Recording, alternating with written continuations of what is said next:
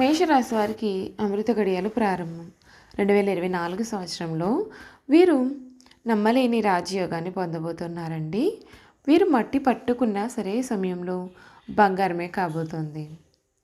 అసలు వీరి జీవితంలో ఎటువంటి అదృష్టం వీరికి పట్టబోతోంది, వీరి జీవితంలో ఎటువంటి రాజయోగాన్ని వీరు పొందబోతున్నారు అనే విషయాల గురించి మనం ఇప్పుడు క్లియర్గా తెలుసుకుందాం.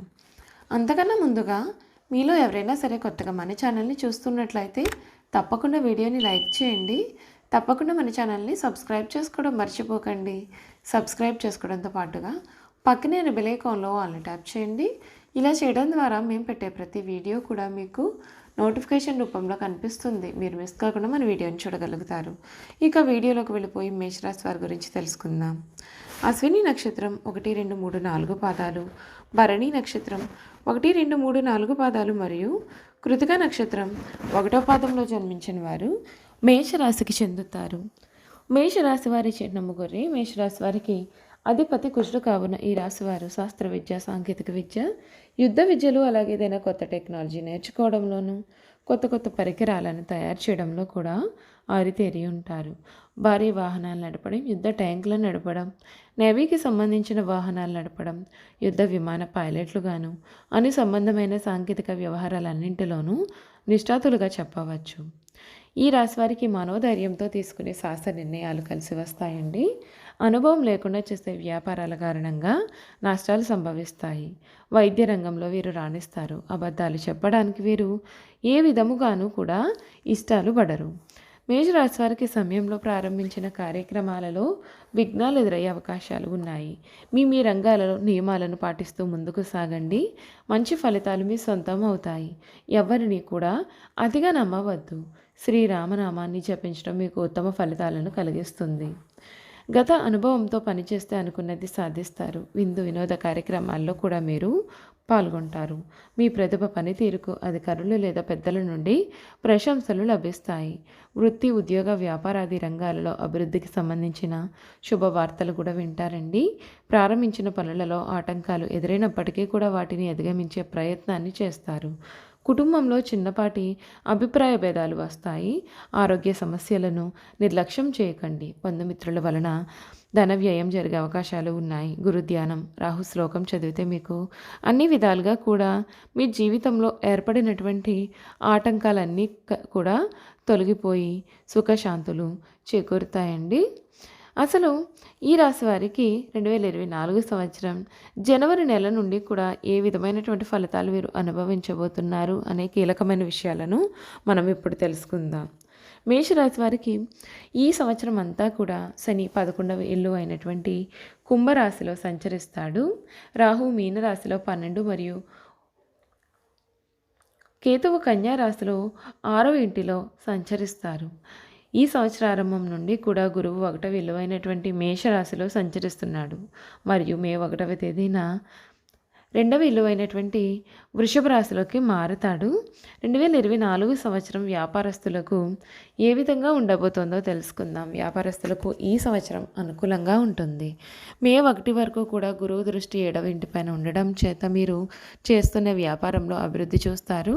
కొత్త వ్యక్తులతో భాగస్వామ్య వ్యాపారం ఆరంభించడం కానీ కొత్త వ్యాపారం ఆరంభించడం కానీ చేస్తారు. మీరు వ్యాపారం చేసే ప్రదేశంతో పాటుగా కొత్త వ్యాపారంలో వ్యాపార శాఖలను ప్రారంభించే అవకాశాలు కూడా ఉన్నాయి. వ్యాపార పరంగా గతంలో ఉన్నటువంటి న్యాయ వివాదాలు కానీ సమస్యలు కానీ ఈ సంవత్సర ప్రథమార్థంలో తొలగిపోతాయండి. మీ ఆలోచనలు సరైన ఫలితాలను ఇవ్వడం మరియు మీరు నిజాయితీగా ఉండడం వలన మీ వినియోగదారుల నమ్మకాన్ని, వ్యాపారంలో విజయాన్ని కూడా పొందబోతున్నారు. అయితే ఈ సమయంలో ఆర్థిక అభివృద్ధి సామాన్యంగా ఉంటుంది. వ్యాపారంలో నచ్చిన లాభాలను కూడా పెట్టుబడులకు, వ్యాపార విస్తరణకు ఉపయోగించడం వలన ఈ సమయంలో మీరు ఎక్కువగా డబ్బు పొదుపు చేయలేకపోయే అవకాశాలు కూడా కనిపిస్తున్నాయి.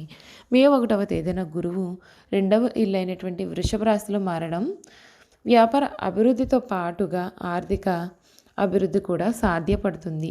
ఈ సమయంలో మీరు వ్యాపార అభివృద్ధికి కావలసినటువంటి ఆర్థిక సహాయం కూడా మీకు అందనుంది. అయితే అంతేకాకుండా గతంలో మీకు రావాల్సి ఉండి ఆగిపోయినటువంటి డబ్బు కానీ లేదా మీరు గతంలో పెట్టుబడి పెట్టిన డబ్బు కానీ రావడం వల్ల వ్యాపారంలో పెట్టుబడికి సహాయపడుతుంది. ఈ సంవత్సరం అంతా రాహువు 12వ ఇంటిలో సంచరిస్తాడు. ఈ సంవత్సరం కారణంగా మీరు చేపట్టిన పనులలో ఆటంకాలు కల్పించడానికి మరియు మీ గురించి, మీ వ్యాపారం గురించి కూడా చెడుగా ప్రచారం చేయడానికి కొంతమంది ప్రయత్నం చేస్తూ ఉంటారు. మీ పక్కనే ఉండి కూడా మీ గురించి చెడుగా ప్రచారం చేసి ఇలాంటి వారి విషయంలో జాగ్రత్తగా ఉండడం అయితే మీకు ఈ సంవత్సరం మంచిది. కానీ మీ నిజాయితీ మరియు మీ తెలివి కారణంగా మీరు చెడు చేయాలని ప్రయత్నించే వారి ప్రయత్నాలను మీరు అడ్డుకోగలుగుతారు. ఈ సంవత్సరం అంతా శని లాభస్థానంలో సంచరించడం వల్ల వ్యాపారంలో అభివృద్ధి సాధ్యపడుతుందండి. అయితే ఈ సమయంలో వ్యాపారంలో లాభాలు వస్తున్నాయని నిర్లక్ష్యంగా వ్యవహరించవద్దు.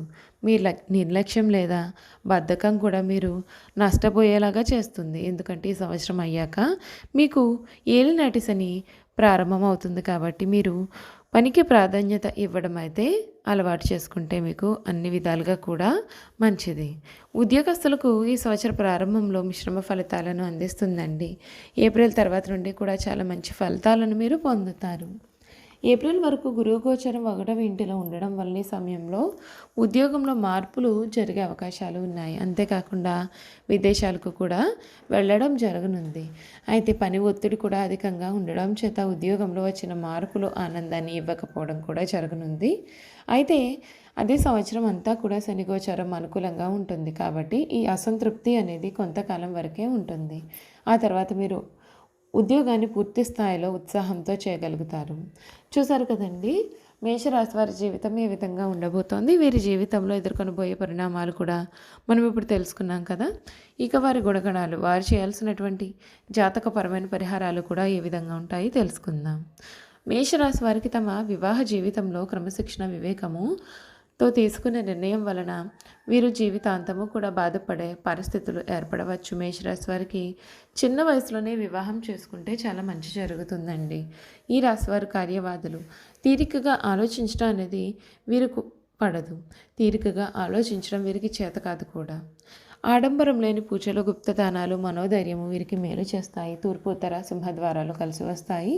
సుబ్రహ్మణ్య ఆరాధన, లక్ష్మీ పూజల వలన సమస్యలను అధిగమించగలుగుతారు. గురువారం చేసే విష్ణు పూజ కూడా వీరికి ఎంతగానో మేలు చేస్తుందండి. గురువారాల్లో ఆలయంలో పసుపు రంగు పప్పులు, అరటిపండ్లు మరియు మిఠాయిలను భక్తులకు పంచండి. గురువారం ఉపవాసం పాటించడానికి కూడా ప్రయత్నం చేయండి. ఆలయంలో పూజారులు, పెద్దలు, మీ తల్లిదండ్రులు మరియు ఆధ్యాత్మిక వ్యక్తుల పాదాలను తాకి వారి నుండి ఆశీర్వచనాలు తీసుకోండి. అదేవిధంగా పూజారులు, పెద్దలు, మీ తల్లిదండ్రులు మరియు ఆధ్యాత్మిక వ్యక్తులకు మీకు తోచిన విధంగా సేవ చేయండి. మీరు ప్రతి నెల సుందరాకాండ పారాయణం చేస్తే మీ జీవితంలో మంచి ఆరోగ్యం మరియు శ్రేయస్సు కూడా లభిస్తుందండి. శనివారాల్లో ఆలయాల్లోని పురోహితులకు బెల్లం, నల్ల నువ్వులను దానం చేయండి. మీ కుడి చేతికి వెండి రిస్ట్ బ్యాండ్ లేదా బ్రాస్లెట్ను ధరించండి. మీ కుడి చేతిలో ఎటువంటి డిజైన్ కూడా లేకుండా సాదాగా ఉన్నటువంటిది మరియు బాగా మెరుస్తూ శుభ్రంగా ఉన్న వెండి బ్రాస్లెట్ను ధరించడం ద్వారా మీకు నిరంతరం సానుకూల ప్రకంపనలను ఆకర్షించి అన్ని విషయాల్లో కూడా మీరు మీ యొక్క విజయావకాశాలను మెరుగుపరుచుకోవచ్చు. చూసారు కదండి, మేషరాశి వారి జీవితం గురించి ప్రతి విషయాన్ని కూడా మనం తెలుసుకున్నాం కదా. ఈ వీడియో కనుక మీకు నచ్చినట్లయితే తప్పకుండా వీడియోని లైక్ చేయండి. తప్పకుండా మన ఛానల్ని సబ్స్క్రైబ్ చేసుకోవడం మర్చిపోకండి. సబ్స్క్రైబ్ చేసుకోవడంతో పాటుగా పక్కనే ఉన్న బెల్ ఐకాన్లో ఆల్ ట్యాప్ చేయండి. ఇలా చేయడం ద్వారా మేము పెట్టే ప్రతి వీడియో కూడా మీకు నోటిఫికేషన్ రూపంలో కనిపిస్తుంది. మీరు మిస్ కాకుండా మన వీడియోని చూడగలుగుతారు. Thank you for watching.